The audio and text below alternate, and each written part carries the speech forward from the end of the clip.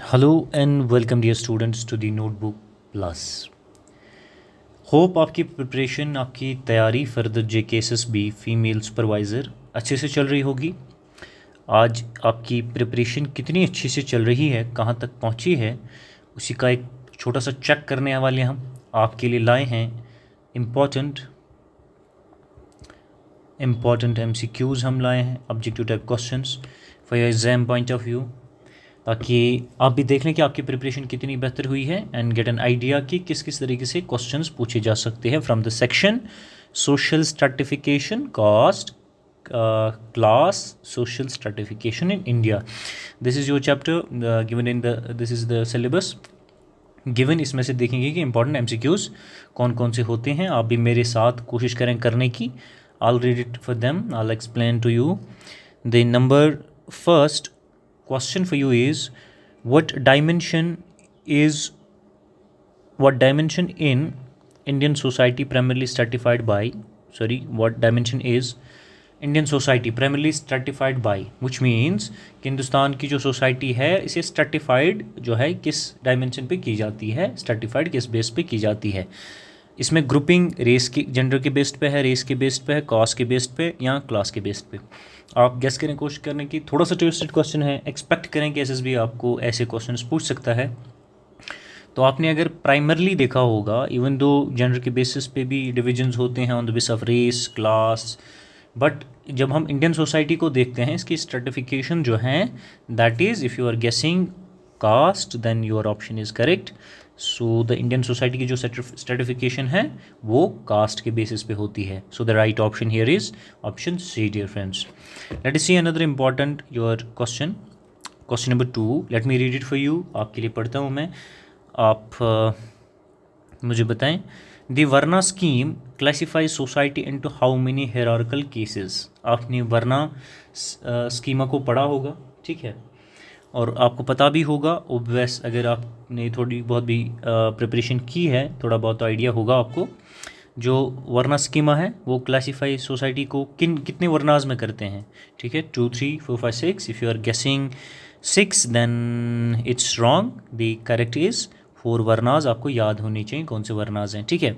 वर्नाज आप याद कर लें, याद रख लें कि कौन कौन से हैं। And there are the 4 varnas in which the जो सोसाइटी है, इंडियन सोसाइटी, वो क्लासीफाई है in the hierarchical classes, right. और एक इम्पॉर्टेंट क्वेश्चन आपका MCQ which is important for you exam point of view, number 3। Let me read it for you. Which group was considered untouchable and faced maximum discrimination in traditional caste system, right. Similar topic पे question है दूसरा भी, कि कौन सा group considered untouchable किया जाता है और जिसने सबसे ज़्यादा जो है डिस्क्रिमिनेशन फेस की है in the traditional caste system in India. India की बात हो रही है, right. Late me read options for you, आप भी गैस मेरे साथ कर लें। वैश्याज हैं, ब्राह्मणाज हैं, ब्राह्मण्स हैं, दलित्स हैं या क्षत्रियाज, ठीक है। तो ओब्वियसली आप राइट गेस कर रहे हैं। If you are guessing it so आप गेस कर रहे हैं, राइट। सो आप गेस दलित कर रहे हैं, ओब्वियस है, but the option C is correct. But ऊपर की केस में एंड नीचे दिए गए केस में तो both are same questions. Let us see. और एक इम्पॉर्टेंट क्वेश्चन आपका देख लेते हैं which may be asked in your examination. आपकी प्रिपरेशन हो रही है, आप शायद रिवीजन कर रहे होंगे इस सेक्शन का, या अपनी प्रिपरेशन में आप ओब्वियसली रिवीजन जो मॉक्स कर रहे होंगे। यहाँ से भी चेक कर लें कि किस किस एक पर्टिकुलर टॉपिक पे किस किस तरीके से क्वेश्चन आ सकते हैं और किस तरह से उनका जवाब दिया जा सकता है, ठीक है। So number 4 for you is who pioneered lower caste political mobilisation strategies in North India, ठीक है। किसने पॉइनियर किया है lower caste political mobilisation North India में? तो 1 इज़ जवाहरलाल नेहरू। ऑप्शन मैं आपके लिए रीड कर रहा हूँ, आप थोड़ा गेस करें।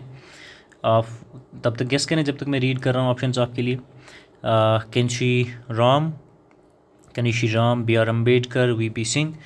अगर आप गेस कोई ऑप्शन कर पा रहे हैं तो बता दें। अगर करेक्ट आप कर पा रहे हैं देन इट इज़, अगर आप BR अम्बेडकर गेस कर रहे हैं then it is the wrong option. So Kanshi Ram is the right option. Kanshi Ram is the right option dear students. आपके Kanshi Ram is the person, he is the man who pioneered lower cost political mobilization strategies in North India. Hope कि आपको question भी समझ में आ रहे हो और आप इनका आंसर भी कर पा रहे हो.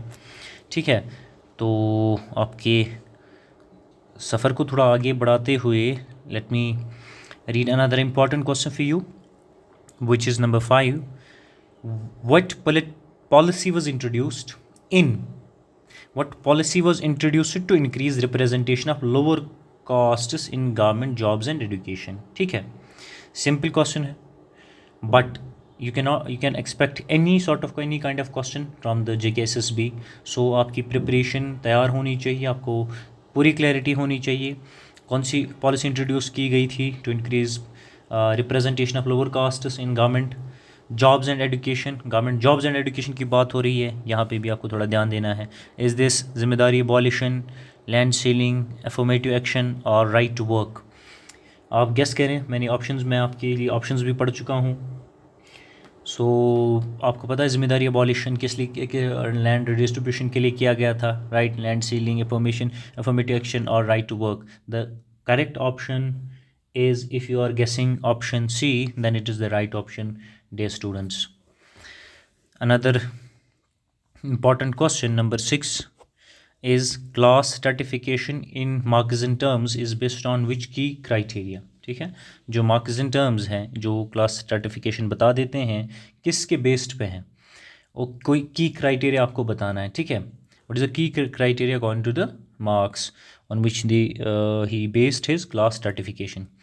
तो क्लास में स्ट्रैटिफिकेशन किस बेस्ड पे होती है, ग्रुपिंग किस बेस्ड पे होती है, क्लासेस फॉर्म होती हैं एक सोसाइटी में, किस फैक्टर के बेस्ड पे, किस क्राइटेरिया के बेस्ड पे डिस्ट्रीब्यूशन होता है, क्लासेस बनते हैं, ग्रुपिंग होती है.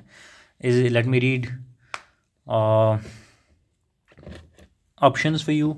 One is income level, ownership of assets, relation to means of production, occupational starts. So आप आंसर गेस करें. मैं भी 1-2 सेकेंड्स आपके लिए वेट कर रहा हूँ सो दैट आप भी ट्राई करें. अगर आपने मार्क्सिज्म जो थियरीज़ पढ़ी होंगी, आपको एक आइडिया मिल चुका हो, पूरा आइडिया होगा कि इनकम लेवल्स पे उन्होंने बात नहीं की, ओनरशिप एसेट्स उन्होंने किया था, कि relation to means of production की भी उन्होंने बात की. जो मीन्स ऑफ प्रोडक्शन जो है उन करते हैं, तो उसी के बेसिस पे दोज वो है हायर इनकम्स, वो है relation to means of production, जिनका वहाँ शेयर ज़्यादा है, तो वो हैव्स हैं, एंड उसी के बेस पे हैव नॉट्स का ग्रुप बन जाता है. सो आपने इसको पढ़ा होगा, तो राइट ऑप्शन इज़. ठीक है, तो यहाँ आपका दिमाग ओनरशिप ऑफ एसेट्स पे भी जा रहा होगा या इनकम लेवल्स पे भी जा रहा होगा, but the correct option is जो मोर अप्रोप्रिएट ऑप्शन है वो है relation to means of production.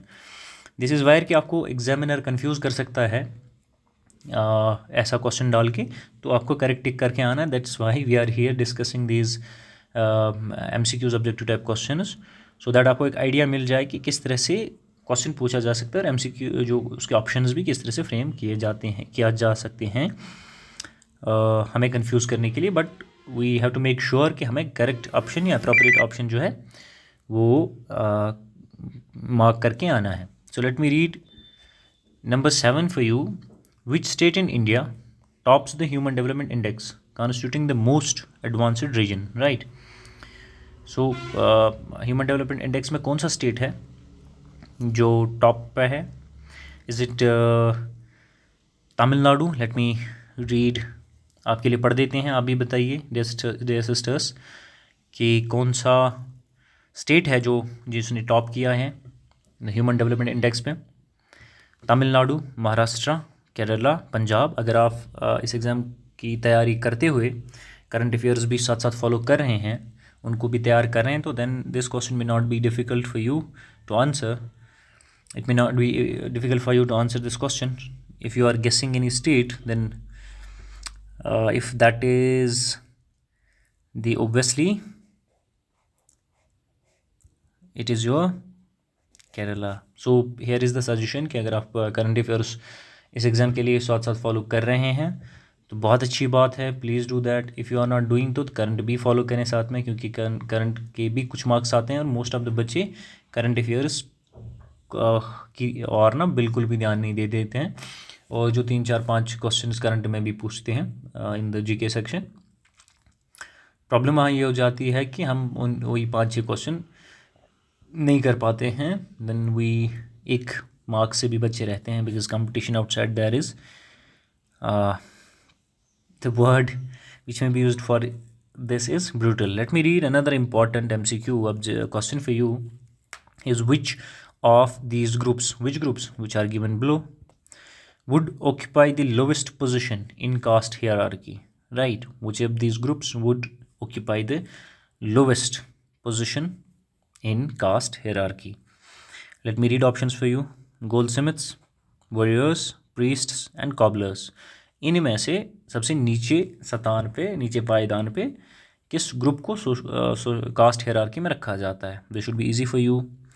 ठीक है, गेस कर लें, प्लीज़ डू गेस। और गेस ही नहीं करना है कि करेक्ट, आपने ओब्वियसली पढ़ा हुआ होना चाहिए ये। एंड इफ़ यू आर, अगर आप प्रीस्ट, ओब्वियसली ये तो नीचे लोएस्ट पोजीशन पे नहीं आएंगे in caste hierarchy. Warriors obviously not, goldsmith not, and the right option is cobblers, D. ठीक है, कास्ट सिस्टम अगर आपने अच्छे से पढ़ा होगा तो then this may not be difficult for you to answer. So another important objective type question for you, dear sisters, is which leader first instituted the Mandal Commission report for OBC reservation? ठीक है, we have options given. कौन सा पहला leader था जिसने institute मंडल commission किया है? आपने मंडल कमीशन को पढ़ा होगा, नहीं पढ़ा है तो please give it a look from the Google. Mandal commission कर लें, गूगल पढ़ लें थोड़ा बहुत इसके बारे में, एक रफ आइडिया ले लें कि मंडल कमीशन जो है उसे फर्स्ट किसने इंस्टीट्यूट किया था। Mandal commission report for OBC reservation, was it VP Singh, Indira Gandhi, Narendra Modi और Rahul Gandhi? Who is among the following who first instituted the Mandal Commission report for OBC reservation? So आपके हिसाब से राइट ऑप्शन कौन है, बता दें। It was obviously not Indira Gandhi, and obviously Narendra Modi भी नहीं थे, राहुल गांधी भी ऑब्वियसली नहीं है। So the right option is VP Singh. आप मंडल कमीशन के बारे में आई वुड सजेस्ट थोड़ा सा खुद से पढ़ लीजिएगा, but the right option, it was VP Singh who he was the leader who first instituted the Mandal Commission report for OBC reservation, dear students. So the another important MCQ is, let me read it for you. What percentage of reservation exists for OBC in government jobs and education? ठीक है, आपको बताना है कितनी percentage जो है reservation exist करती है फिर OBCs in government jobs and education में पूछ रहा है। ठीक है, is it 10%, right? Is it 20%? Is it 27? Is it 7.5%? सो आपको रिसेंटली इसमें जो है चेंज भी आई हैं तो आपको ओबीसीज के लिए बता रहा है, right?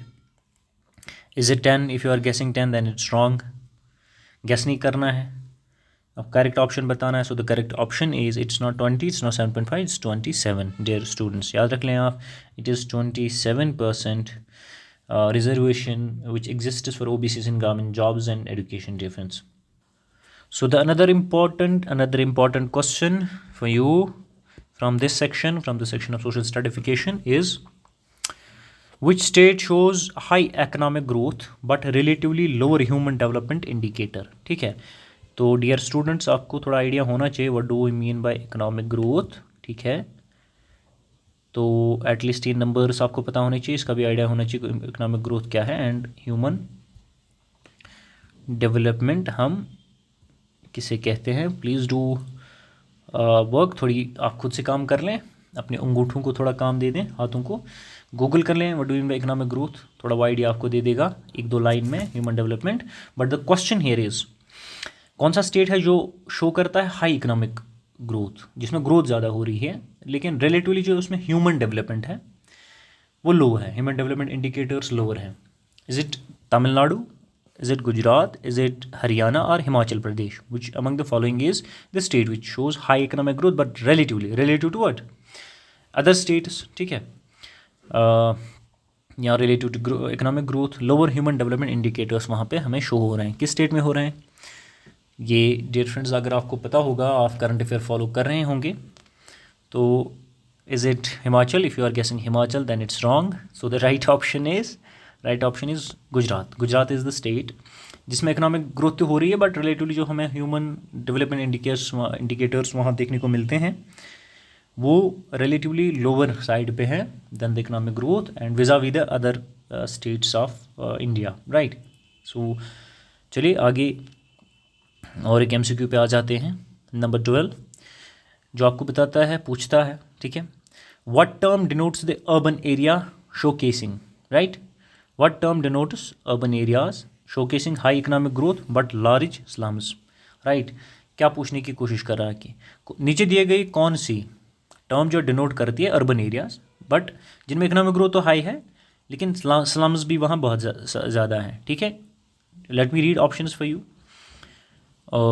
Is it inclusive cities जो हमें शोकेस हाई इकोनॉमिक ग्रोथ करती है but large slums. Are the smart cities और प्लान सिटीज़ और पैराडॉक्सिकल सिटीज़, ठीक है. अब मैं थोड़ा ऐड यहाँ पे कर दूँ, इवन दो ये इतना ज़्यादा डिस्कशन यहाँ पे पॉसिबल नहीं है, but let me tell you dear students कि जो सिटी होती है या एक डेवलप्ड सिटी होती है या जिसमें हाई इकोनॉमिक ग्रोथ होती है, ठीक है, जिस भी सिटी में इकोनॉमिक ग्रोथ हाई होती है, बहुत डेवलप्ड सिटी हो, वो पॉसिबिलिटी वहाँ है कि वहाँ स्लम्स कम होने चाहिए, ठीक है. स्लम मतलब गुर्बत कम हो, लोग बिना रोटी के मकान के झोंपड़ियों में रह रहे हों, वो चीज़ें वहाँ पॉसिबली कम होनी चाहिए. बिकॉज कि अगर वहाँ तरक्की हो रही है, लोगों के पास पैसा बहुत है, इंफ्रास्ट्रक्चरल डेवलपमेंट हो रही है, बहुत सारे की पैरामीटर्स वहाँ के बेहतर हैं, ओबियसली वहाँ स्लम्स ज़्यादा हमें दिखने नहीं चाहिए. बट ऐसी भी सिटीज़ हैं इवन इन इंडिया, ठीक है, उनके लिए टर्म है, जैसी वो सिटीज़ जिनमें इकोनॉमिक ग्रोथ तो हो रही हैं, अच्छी इकोनॉमिक ग्रोथ हो रही है, बट स्लम्स भी मौजूद हैं वहाँ पे, ठीक है. उन सिटीज़ का एक अच्छा नाम है in your economic terminology and in your sociology जो आप इस वक्त पढ़ रहे हैं, विच इज़ पैराडॉक्सिकल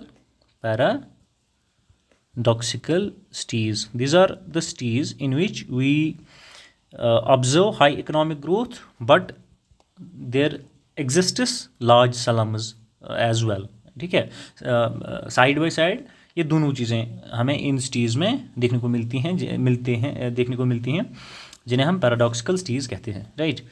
सो और एक आपका इम्पॉर्टेंट क्वेश्चन देख लेते हैं. Number 13 which social group would face maximum gender discrimination in India, right. कौन सा सोशल ग्रुप है जो हिंदुस्तान में सबसे ज़्यादा जो जेंडर डिस्क्रिमिनेशन जिसे देखने को मिलती थी इंडिया में, ठीक है. Is it upper caste leads, जो अपर कास्ट लीड्स हमारे होते हैं उनको देखने को मिलता है, ट्राइबल्स, दलित्स, माइनॉरिटीज़, ठीक है. आपको गैस नहीं ये क्वेश्चन करने हैं, इनका आंसर देखते ही दे देना है, ठीक है. मैं भी यहाँ से बता दूंगा सो दैट कि आप मैच कर लें अपने आंसर से कि आप सही जवाब दे रहे हैं नहीं, ठीक है. ओब्वियसली अपर एलिट्स तो नहीं हो रहे हैं, ट्राइबल्स भी डिस्क्रिमिनेट ऑन सर्टन ग्राउंड्स तो होते हैं बट नॉट ऑन जेंडर, ठीक है. तो minority obviously sort of discrimination किसी न किसी के साथ तो होती है, बट मैक्सिमम डिस्क्रिमिनेशन की हम बात कर रहे हैं, ठीक है. वो dear students is your C part, right. Dalits, this is the social group which would face maximum gender discrimination in India, right. आपको ये याद रखना पड़ेगा. एंड ऑप्शंस के साथ थोड़ा क्वेश्चन को देखा करें सो दैट कि आप देखा करें किस तरह से क्वेश्चन फ्रेम किया जा सकता है इन योर एग्जामिनेशन, और कहाँ से आपको क्वेश्चन इसमें ट्राइबल्स की और भी आपका ध्यान जा रहा होगा, ठीक है. माइनॉरिटीज़ के और भी, अगर मैंने वुमन लिख दिया होता तो शायद वहाँ भी जाता, but the correct option is or more appropriate option is Dalits. So your 14th question is, let me read it for you. Who published the famous text outlining ritual castes? Who published the famous text, right? Famous text outlining ritualistic caste duties and social order in ancient India. Ancient India की बात हो रही है तो नीचे दिए गए option में आप देखें कि एंशिएंट इंडिया में कौन सा जो रूरल है, कौन से रूरल की बात हो रही है, राइट. तो क्वेश्चन क्या पूछ रहा है, पब्लिश किया है फेमस टेक्स्ट कौन से जो आउटलाइन करे थे, रिचुअलिस्टिक कास्ट ड्यूटीज़ रिचुअलिस्टिक क्या है, सोशल ऑर्डर वगैरह, ठीक है, इन एंशिएंट इंडिया. नीचे देख किसने ये पब्लिश कराए थे, वॉज इट मनु, अशोका, अकबर और बिम्बिसारा, ठीक है. You can eliminate options here ये देखिए कि एंशंट में कौन हमारा रूलर रहा है, ठीक है। अगर आपने पढ़ी है इन्फॉर्मेशन तो you can directly mark the right और appropriate option. If not elimination method यहाँ यूज़ कर सकते हैं, ठीक है। पॉसिबिलिटी प्रोबेबिलिटीज़ का यूज़ कर सकते हैं। Let me tell you, it was not obviously Akbar if you are thinking, Ashoka भी नहीं थी, ठीक है, अगर आपके जहन में ये आ रहा था तो Manu, option A is the right option, right. So your another important, dear friends, number 15 question is, what percentage of Indian population currently dependent on agriculture and rural livelihood? What percentage of Indian population is currently dependent on, right, agriculture and rural livelihood? Is it 47%, 60%, 75% and 32%? Obviously again मैं आपको sociology का question पूछा है, जो syllabus आपका है उसी में से क्वेश्चन पूछा है, बट करंट से रिलेट करके पूछा है, राइट। तो करंट को आपको ऑब्वियसली फॉलो करना है, अगर आप कर रहे हैं तो दैट्स बेटर, तो थोड़ा बहुत आपको ऐसे भी करना है, right. Current has to be part of your preparation, ठीक है, of your daily schedule preferably. So आप भी आंसर कोशिश करें देने की, मैं आपके लिए बता देता हूँ। मोस्टली हमने सुना है 70%, 75%, राइट, ऐसे हमने सुना है। This was the number, obviously एक टाइम पे ये भी नंबर था, बट द प्रेजेंटली का अगर हम बात करें, जो परसेंटेज हैं इंडियन पॉपुलेशन जो currently agriculture and rural livelihood पे डिपेंड करती हैं, that is 60%। Please do remember this number so that कि आप करेक्ट जो है अप्रोप्रिएट ऑप्शन यहाँ वहाँ एग्ज़ाम आपके एग्ज़ाम में टिक कर पाएँ। So let me read number 16 for you. Which social reform movement originated in Maharashtra, right, under Jyotibai Phule? नाम सुना होगा ज्योतिबाई फूले का, राइट। आपने ज्योतिबाई फूले का नाम नहीं सुना है, let me give assignment to you, homework आपके लिए, आप गूगल कर लें, राइट, विच इज़ नॉट, जो आपसे दूर नहीं है, गूगल आपके हाथों में है, फ़ोन खोलें और ज्योतिबाई फूले के बारे में थोड़ा सा तो पढ़ लें आप एटलीस्ट। फ्री टाइम में देखा करें इन छोटी छोटी चीज़ों के बारे में। आई होप कि आपने पढ़ा होगा, but the important question which may be asked in your examination is, कौन सा सोशल रिफॉर्म मूवमेंट है जो ऑरिजिनेट महाराष्ट्र में हुआ है under the leadership of Jyotibai Phule, right. Is it Swadeshi movement, ठीक है, is it Satyashodhak, is it Khilafat, is it Naujawan, right. These are the names of the movements which have जो रहे हैं मूवमेंट्स, डिफरेंट मूवमेंट्स। इनमें से ज्योतिबाई फूले जो हैं उनके लीडरशिप में कौन सा मूवमेंट ऑरिजिनेट हुआ है? आपने अगर पढ़ा है तो आंसर दे दें और वहीं से देख लें कि कौन सा करेक्ट ऑप्शन है, मैच कर लें फिर जो मैं आपको बताऊंगा। मैं आपके लिए वेट करता हूँ 1-2 सेकेंड सो दैट कि आप भी आंसर कर पाएँ। सो इज़ इट स्वदेश? ओबियसली नॉट, स्वदेशी तो किसी और के नाम पे हैं, आपको पता है, ठीक है। इज़ इट खिलाफत? ऑब्वियसली नॉट, अगर आपने मॉडर्न इंडिया का थोड़ा सा कुछ पढ़ा है तो देन इट्स नॉट खिलाफत। नौजवान भी नहीं है, so the option remains option B, Satyashodhak is the movement which originated social, it's a reform which originated under the leadership of Jyotibai Phule. Dear students, ये आप याद रख लें। प्लस आई वुड रिक्वेस्ट कि आप सत्यशोधक जो है इस मूवमेंट के बारे में 5-6 लाइनें पढ़ लें आप खुद से भी, सो दैट कि उन्हें फिर नोट में भी लिख लें, so that it may help you to enrich your knowledge, enhance your general knowledge, right? Let me read number 17 for you. Who wrote the text, right? अब टेक्स्ट के बारे में पूछ रहा है, अब ध्यान रखना पड़ेगा यहाँ। Inhalation of caste. Who wrote the text Inhalation of caste? Critiquing hierarchical discrimination in Hinduism, right? क्या पूछ रहा है, किसने लिखी है Inhalation of caste, जो क्रिटिसाइज किसको करता है? hierarchical discrimination in Hinduism, right? Let me read options for you. Is it M.K. Gandhi? Right. Is B.R. Ambedkar, Jawaharlal Nehru? Right. Is it Radhakrishnan, S. Radhakrishnan sir? Who among the following? कोई idea dear students? होना चाहिए आपको, because आपने preparation की है या कर रहे हैं, और you may be revising things, so try to answer the question. Dear friends, it is Bhimrao Ambedkar sir who wrote this text. अब मैं आपको ये नहीं बोलूँगा ये टेक्स्ट पढ़ने के लिए, but at least do remember this information for your exam point of view, so that you if अगर ये पूछी गई है. And I don't exactly have any idea कि आप फिर मेरी बातों का कोई ध्यान रखेंगे या नहीं, इनका कोई मान रखेंगे या नहीं, बट आई वुड रिक्वेस्ट कि आप जस्ट कितना ही टाइम लेता है to visit on Google to know कि एम के गांधी सर ने कितनी किताबें लिखी हैं, just to have glimpse of it, कि आप प्रिपरेशन तो हो ही रही है. हैव आइडिया जवाहरलाल नेहरू साहब ने कौन सी किताब लिखी हैं, स्पेशली जो रिलेटेड हैं आपकी सोशल रिफॉर्म या दो सोशोलॉजी एस्पेक्ट या general knowledge, to enrich your knowledge. This is the best habit you can do. आप रिस्ट्रिक्ट खुद को ही ना किया करें एक सोर्स से या सिर्फ यूट्यूब वीडियो से, but there are the number of ways you can enrich your knowledge. The another important number 18 question for you is, what is the main correlation that studies show between caste, class status in India? Caste and class status. main correlation क्या है जो study show करती है caste और class states में? हिंदुस्तान की बात हो रही है. क्या इनमें दोनों में जो कास्ट और क्लास में इनमें कोई कोरिलेशन नहीं है, मतलब कि कोई कोरिलेशन बनती है? Yes no. अगर है तो कोई नहीं है, नो कोरिलेशन. इन्वर्स है, रैंडम कोरिलेशन या पॉजिटिव कोरिलेशन? कोरिलेशन आप समझते होंगे, ठीक है? तो बता दें कौन सी कोरिलेशन है कास्ट और क्लास में हिंदुस्तान में. आपको आइडिया भी साथ साथ मिल रहा होगा कि क्वेश्चन किस तरीके के पूछे जा सकते हैं.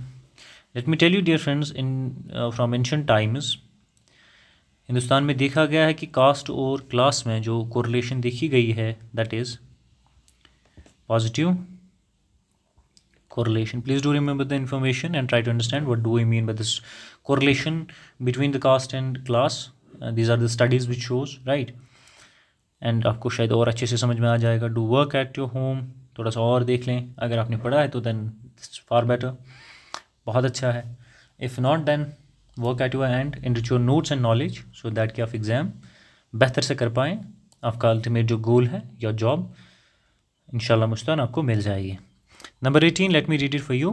Which leader championed the, right? Which leader championed the self-respect movement, critiquing caste system?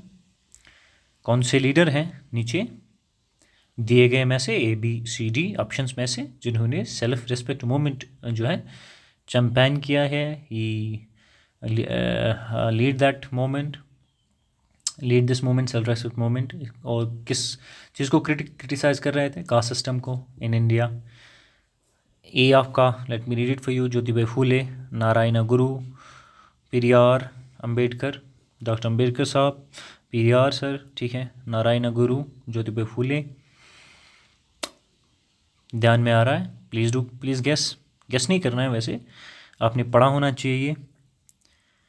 अगर आपका नारायण गुरु आप सोच रहे हैं, then it's the wrong option. Then obviously आपका ज्योतिबा फूले आ रहा होगा. Again this is wrong option. Dear students, let me tell you, Periyar is the leader, was the leader who championed the self-respect movement, critiquing social caste system in India. Please do remember this information. Another important, ये आपको आना चाहिए ये question, which is easy, right?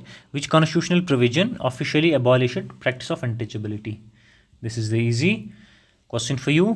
कौन से article ने officially जो है अबॉलिश प्रैक्टिस ऑफ अनटचेबिलिटी की है? आर्टिकल 12, 15, 16 और 17, राइट? अगर आपने इंडियन पॉलिटी का कोई ये आर्टिकल्स पढ़े होंगे डियर स्टूडेंट्स, देन आपको पता होगा the article 17 is the article which officially abolished the practice of untouchability in India.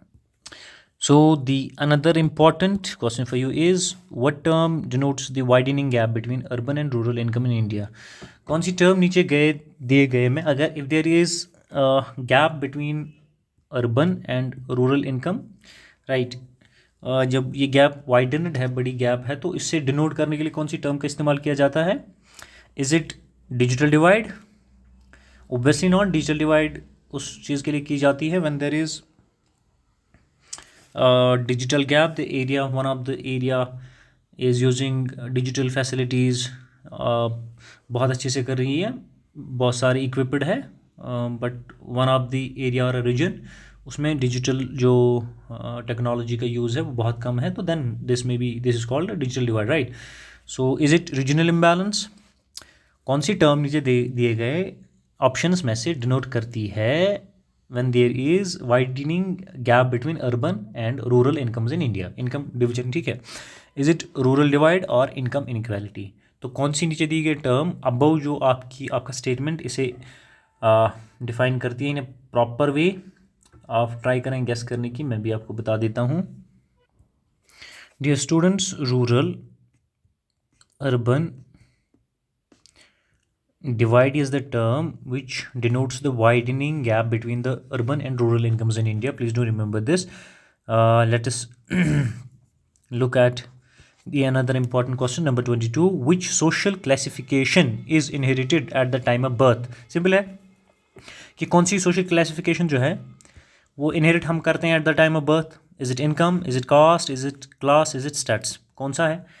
Appropriate सब लग रहे हैं, एक्सेप्ट अप्रोप्रिएट लग रहे हैं, बट जो मैं आपको बता दूं कि जो क्लास सोशल क्लासिफिकेशन जो है जो at the time of birth हम इनहेरिट करते हैं, which is, dear friends, appropriate, more appropriate answer is your caste. So thank you very much, dear friends.